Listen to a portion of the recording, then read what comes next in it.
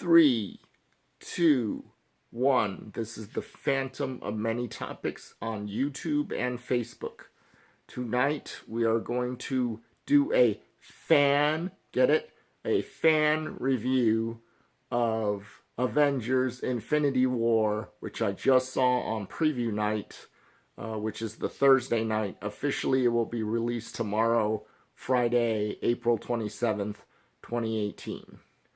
First of all, I'd like to say that this will be a non-spoiler review.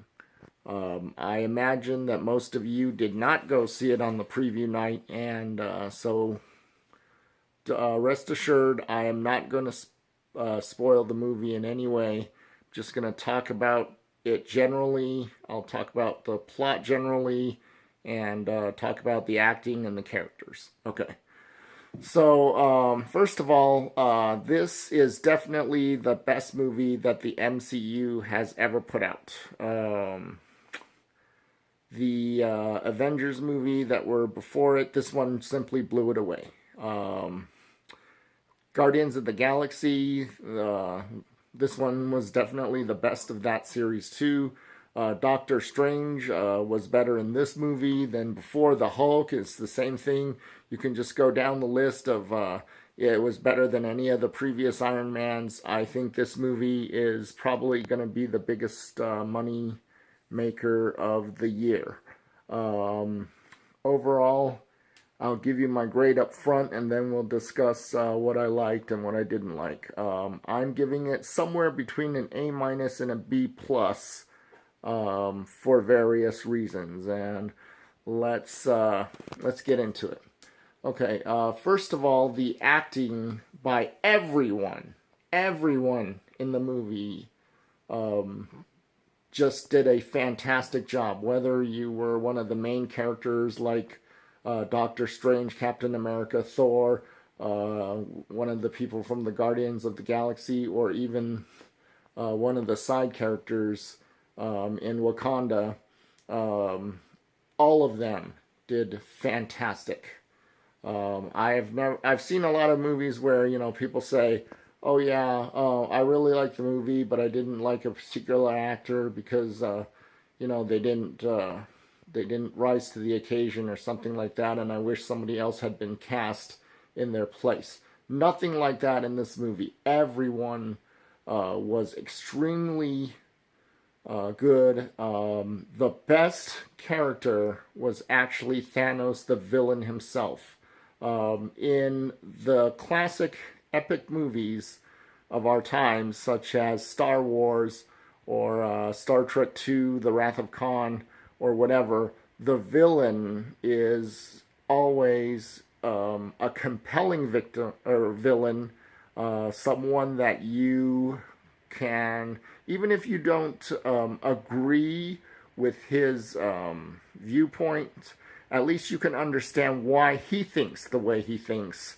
And he also, in the case of Darth Vader or the Signunian Khan in Star Trek II, they thought they were the good guys. And in this case, Thanos thought he was the good guy too. So let's talk about Thanos' motivation. Okay, so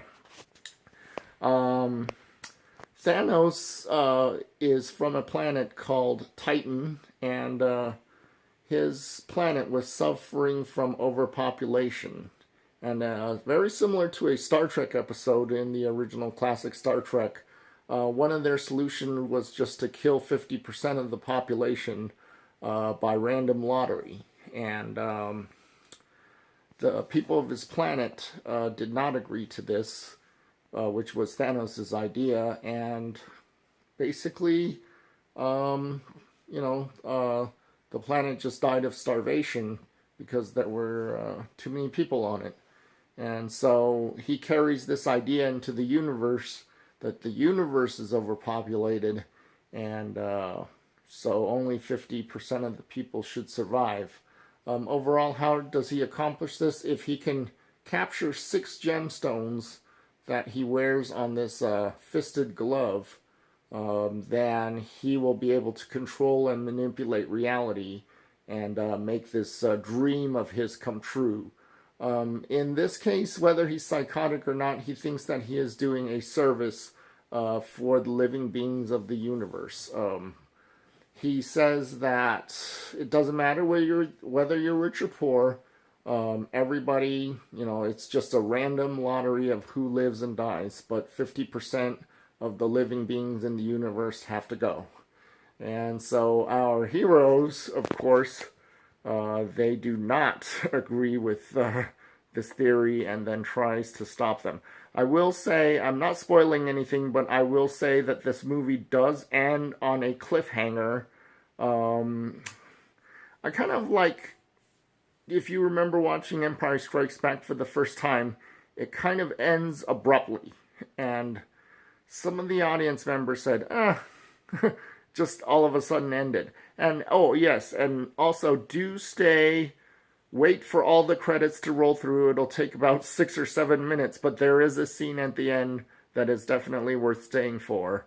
And it was kind of funny. Oh, yes, and by the way, there were a lot of jokes in this movie when times called for it, and I saw the audience was just laughing and laughing. But when it got to the serious time, I think that like I said, the best acting came from the villain, but the best heroic acting probably came from Scarlet Witch, who was played by Elizabeth Olsen.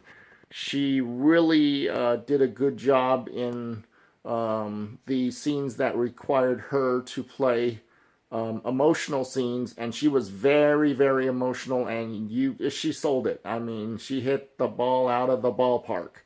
So I do give credit for that.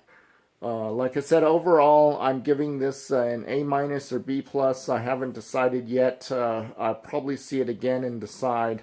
For now, this is a non-spoiler review. I might do a spoiler review in the future. I haven't decided yet. Thank you for listening, and good night.